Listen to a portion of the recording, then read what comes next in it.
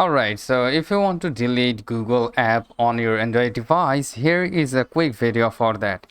So for that reason, first of all, you need to go to the settings, and then from here scroll it down and you will find out the apps option. So simply tap on the apps, and then again you need to find out the Google from this apps list.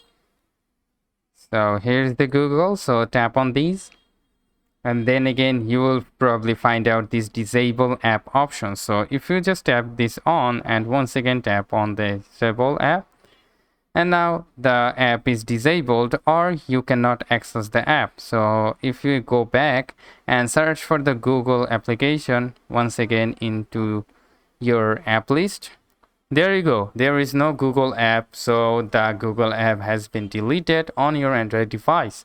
So that's how you can simply do it. Hope this video helps. If yes, please leave a like and have a very good day.